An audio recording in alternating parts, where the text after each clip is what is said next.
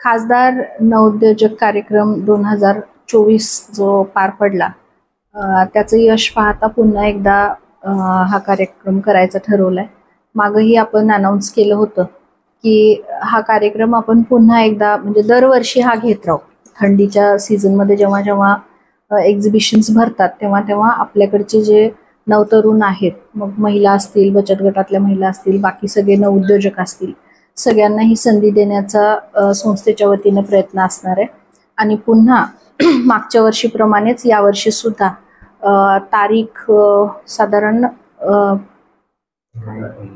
15 ते 18 डिसेंबरला आपलं गांधीनगरचा जो एक्झिबिशन आहे त्याच्यामध्ये पुन्हा एकदा सगळ्यांना संधी असणार आहे।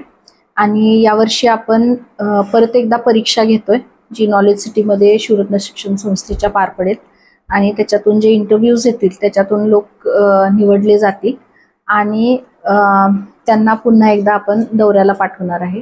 मागच्या वर्षीचं जर आपण पाहिलं तर त्याच्यामध्ये 100 लोकांचा जो दौरा होता त्यामध्ये नवीन व्यवसाय 21 लोकांनी सुरू केलेत। जुने जे व्यवसाय होते ते 13 लोकांनी अपग्रेड केलेत। आपण त्याच्यामध्ये तालुका निहाय जर व्यवसाय पाहिले तर माळशिरस तालुक्याचे 13, माढा तालुक्याचे 4, पंढरपूरचे 7, करमाळ्याचे 5, फलटणचे 2, मानचा 1, सांगोल्याचे 3 असे एकूण 34 व्यवसाय त्या ठिकाणी सुरू झालेले आहेत। त्याचबरोबर हे जे प्रशिक्षण होतं म्हणजे भेट होती ती फूड प्रोसेसिंग आणि पॅकेजिंगशी संबंधित होती। त्याच्या व्यतिरिक्त सुद्धा काही जण होते, त्यांना सुद्धा मार्गदर्शन देण्यात आलेलं आहे। 1 दिवसीय मार्गदर्शन कार्यशाळा जी आयोजित केली त्याच्यामध्ये 1,125 लोक सहभागी झाले। परत स्किल डेव्हलपमेंटचं आपण एक वर्कशॉप याच माध्यमातून ठेवलं होतं, ते 282 लोकांनी त्याचा हे घेतला होता। मागच्या वर्षी महिला थोड्याशा कमी होत्या, पण माझं एक आव्हान राहील की जास्तीत जास्त महिलांनी सुद्धा याच्यामध्ये सहभाग घ्यावा, कारण खासदार साहेबांचा दृष्टिकोनच हा आहे, त्यांच्या मार्गदर्शनाखाली आपण हे करतोय शिवरत्न शिक्षण संस्थेच्या मदतीने आणि सगळ्यांच्या मदतीने। तर त्याच्यामध्ये सगळ्यांनी यामध्ये सामील व्हावं, विशेषतः बचत गटांनी सामील व्हावं, कारण बचत गटांचे प्रोडक्ट्स खूप चांगले असतात पण आपण पॅकेजिंगसाठी कुठेतरी मागे पडतो। आणि गुजरातच्या या दौऱ्यामध्ये पॅकेजिंगच्या अनेक चांगल्या मशिनरीज आपल्याला पाहायला मिळतील, वेगवेगळ्या आयडियाज त्याच्यातून निर्माण होतील आणि या सगळ्याच संधीचा सगळ्यांनी फायदा घ्यावा। आणि लवकरच आम्ही डेट्स अनाउन्स करू की परीक्षा केव्हा असणार आहे आणि त्यानुसार सगळ्यांचं सिलेक्शन होईल। या सर्व दौरा मोफत असणार आहे, या लोकांनी किती लोकांचा अपेक्षित आहे आणि किती लोकांची असणार आहे? आपण मागच्या वर्षीप्रमाणेच यावर्षी सुद्धा 100 लोकांचंच त्या ठिकाणी करणार आहे प्लॅनिंग। दौरा संपूर्णपणे मोफत असणार आहे।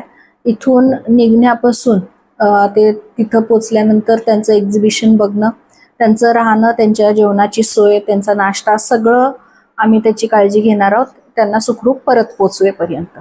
त्याच्यामध्ये 100 मी हा आकडा जरी सांगितला असेल आणि उद्या परीक्षा घेतल्यानंतर कदाचित आमच्या असं लक्षात आलं की यातनं जास्त लोक त्याच्यामध्ये सिलेक्ट होत आहेत, तर आम्ही जास्त सुद्धा लोक घेऊ शकतो। ज्या 21 लोकांनी व्यवसाय सुरू केलाय ते कोणत्या प्रकारचे व्यवसाय आणि त्यांचा आता स्टेटस काय आहे आपल्याकडे असं डिटेल्स? ते सगळे फूड इंडस्ट्री आणि पॅकेजिंग इंडस्ट्रीशी संबंधित व्यावसायिक आहेत, कारण हा जो गुजरातचा जो गांधीनगरचा जो दौरा होता तिथं ते फूड आणि फूडशी संबंधित किंवा पॅकेजिंगशी संबंधितच पूर्ण तो हे होता, एक्झिबिशन होतं, तर त्याच्याशीच संबंधित आहेत हे लोक। आणि पुढच्या वर्षी मला विश्वास आहे की हा आकडा जास्तीत जास्त होईल। मी आपल्याला सगळं वाचून दाखवलं मगाशी, ते त्याचेच डिटेल्स होते। गुजरात व्यतिरिक्त इतर कुठल्या स्टेटमध्ये किंवा दुसऱ्या? दिल्लीचं आमचं प्लॅनिंग चाललेलं आहे, कारण हे ॲग्रो बेस्ड असेल किंवा फूड इंडस्ट्री असेल किंवा पॅकेजिंगशी संबंधित व्यवसायांना हे कामी आलं गुजरातचं एक्झिबिशन। तर त्याच्या व्यतिरिक्त जे आपले नवउद्योजक आहेत अजून वेगळ्या दृष्टिकोनातून प्रयत्न करणारे, त्यांच्यासाठी फायदा होण्यासाठी दिल्लीला पण काही एक्झिबिशन्स भरतात, मग यातनं आलेले त्या वेगळ्या एक्झिबिशन्समध्ये नेण्याचा पण आमचा प्रयत्न राहील। त्याचा अजून आमचा रिसर्च सुरू आहे, तिथं बेस्ट काय वाटेल तिथं पुन्हा आम्ही आयोजित करू। एज लिमिट काय असणार आहे काय? नाही, याच्यामध्ये आपण एज लिमिट काहीच ठेवत नाही.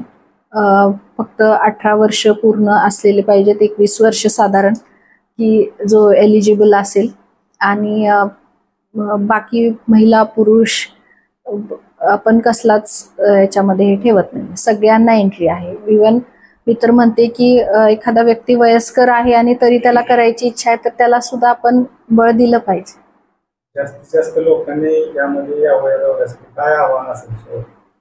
जास्तीत जास्त लोकांनी आलंच पाहिजे, कारण आज काळाची गरज आहे. खासदार साहेबांचा एक दृष्टिकोन राहिलेला आहे. मी मगाशी सुद्धा एक उदाहरण दिलं होतं टू ब्रदर्सचं.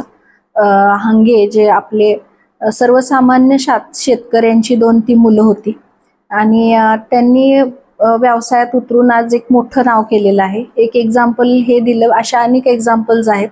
आणि तसेच मग आपल्या तालुक्यातून, आपल्या जिल्ह्यातून किंवा सातारा जिल्ह्यात सगळ्याच जिथं जिथं आपण आसपास आपण प्रयत्न करतोय, सगळीकडून का होऊ नयेत.